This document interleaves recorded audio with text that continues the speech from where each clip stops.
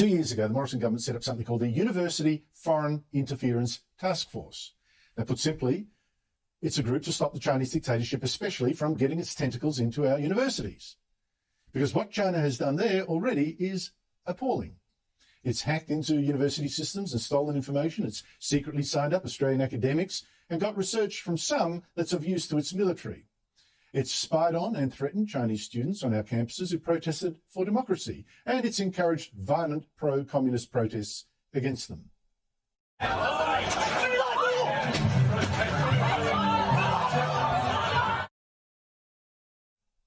it's not just the students. Some lecturers here who've been in any way critical of China have faced harassment that does seem organised.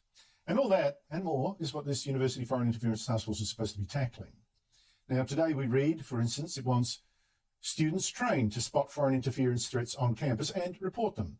And academics working with overseas institutions will be trained to watch out for their critical research being stolen. And all that is good. But then I read this, that a confidential plan to force university staff to reveal a decade of foreign political and financial interests has met with such fierce backlash that the federal government is now reviewing the proposal. Now, okay, I get the sensitivities. I was taught as a boy to despise McCarthyism. Are you or have you ever been a member of the Communist Party? Except, of course, we've since learned that the communist regime of the Soviet Union really was evil. And we've also learned how many spies in the West it managed to sign up. Maybe McCarthyism wasn't all that stupid. And this idea that we have no business asking if an academic doing sensitive research is in the pay of China or was a member of China's Communist Party, well, that's not just dumb, but dangerous. Dumb and dangerous when we know that China has a government department devoted to making ethnic Chinese abroad help the dictatorship.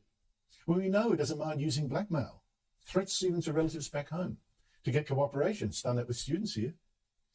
And when we know, of course, that it offers all kinds of inducements to non-Chinese academics around the world. And the idea that academics could pretend or ignore, just ignore that China is, it's in fact a threatening dictatorship, a genocidal regime, an aggressive superpower, now planning war against Taiwan. It's a regime that punishes Australia for merely defending freedom. And it's a police state that right now has 2 Australians locked up simply for expressing an opinion it didn't like. And any academic ignoring all that, I would consider so dangerously naive that I wonder if they really can be trusted teaching students about the ways of the world. And if universities are now kicking back against asking their academics, are you in the pay of this dictatorship? Have you sworn loyalty to the Communist Party? Well, please, wake up.